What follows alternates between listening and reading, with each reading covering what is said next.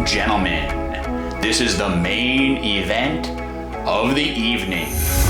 3 rounds to determine who is the Pokémon Artist Champion of the world.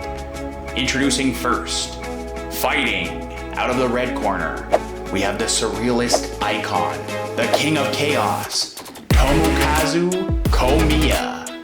And fighting out of the blue corner, we have the up-and-comer, the style sniper, Shinji Kanda. This match is going to be a head-to-head showdown. 3 rounds, 1 giveaway card on the line, and nothing held back. Let's do it. While doing my research for this head-to-head showdown, I went digging through every Pokemon binder I have to find all of my Komiya and Kanda cards. And right near the end, I found this one. This is an amazing Komiya card. Frigibax doing a cannonball into a rainbow river. It's pure chaos, and it's pure Komiya. As soon as I saw it, I knew it had to be the giveaway card. I'll show you how to win it at the end of the video. Round 1. Round 1 of this head-to-head, we're talking about money. We're gonna go over each artist's top 3 most expensive cards and see who comes out on top.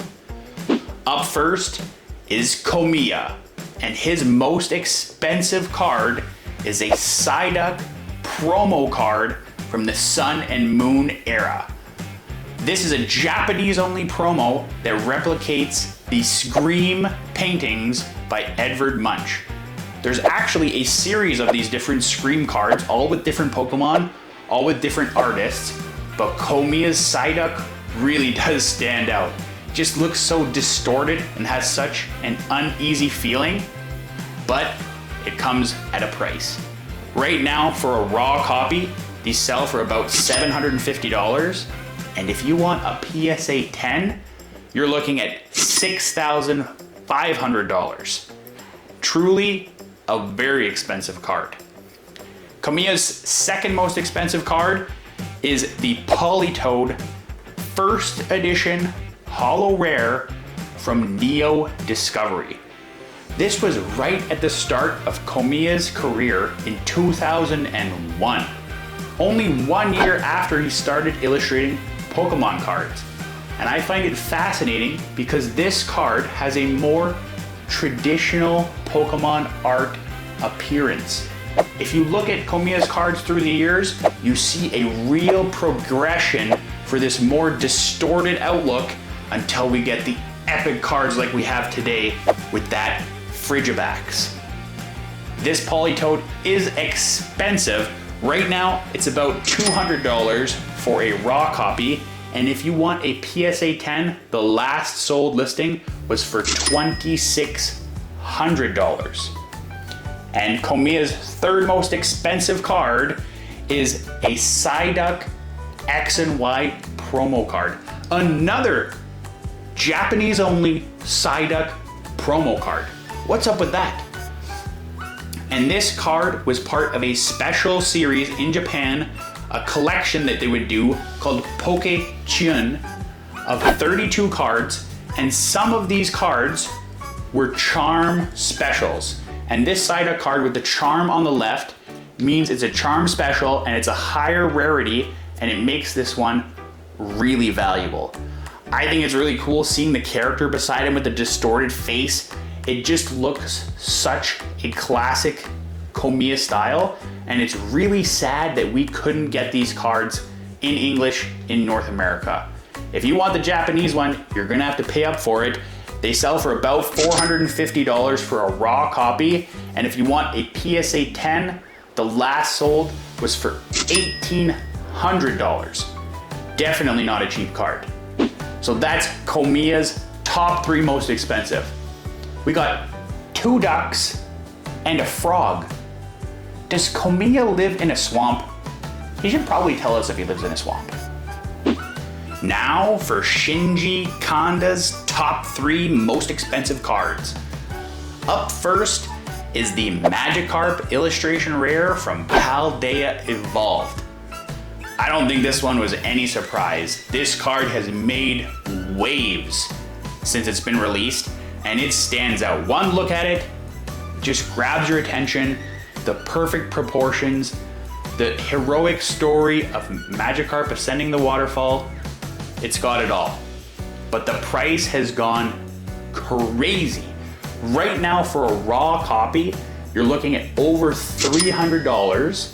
And if you want a PSA 10, you're looking at almost $3,000.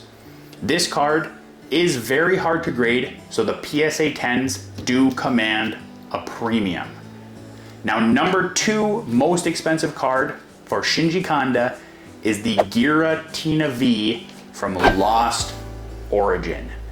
This card is more expensive as a raw card. It's around $650 to $700 raw, but a PSA 10 is just over $2,000. I think it is easier to grade than the Magikarp. That's why the PSA 10s don't have that crazy premium. So for these number 1 and 2 on the list, it is debatable which one you could put as the number 1, which one as the number 2. But both of these cards, the Magikarp is going to go down as one of the legends of the Scarlet and Violet era, and the Giratina V is already one of the legends of the Sword and Shield era. And Kanda's 3rd most expensive card is the Roaring Moon Special Illustration Rare from Prismatic Evolutions. This one is not as expensive as the previous 2, but the fact that it commands such a strong price when everything in Prismatic Evolutions is about Eevees, it's about Umbreons, people aren't thinking about Roaring Moon, but this card still gets that price point because the Shinji Kanda art is that good. Right now, a raw copy is about $220, and a PSA 10 is about $800. So Kanda is hitting hard out of the gate. Only 3 years in, and he has 2 legendary cards. Round 2. For round 2, we're putting these artists head to head. Both of them have illustrated Scarlet and Violet era illustration rares that came out almost at the same exact time. We're gonna look at both of them and see who is on top. Up first is Komiya with the Drowsy number 210 illustration rare from Scarlet and Violet base set. Komiya gave us a Drowsy card, but the background is the real star of the show. You get lost by the hazy Ferris wheel, the distorted faces of parents and children walking by. But the clever lighting shines on Drowsy and reminds us this is Komiya's world we're in. But something feels off. Is this real, or is it just a dream that we've been stuck in with one of Drowsy's hypnosis attacks? So many questions, not very many answers. Now we compare that to the Magikarp number 198 from Paldea Evolved. This is one of Shinji Kanda's greatest works, and it takes your attention right off the gate. As soon as you see this card, you know this Magikarp is the hero. We want him to push forward, climb to the top of that waterfall, and achieve his destiny. But if you look closely, there's something lurking there. A Gyarados. Is this Gyarados guiding us along our way? Or is it waiting to strike? Once again, so many questions, not very many answers. To the casual eye, these cards might be similar, but they are totally different. The Drowsy draws you away with its tempting background, almost wanting you to forget that it's even there. The Magikarp, it takes your attention full force, right out the gate, and it never lets it go. Yet somehow, both of these cards leave us with more questions than we have answers. Who comes out on top? I can't really say for sure. But in terms of the market price, the winner is definitely the Magikarp. Right now, it sells for thousands of dollars in a PSA 10, and the Drowsy, it only sells for hundreds of dollars in a PSA 10. Round 3. Round 3, we're talking about overall collection value.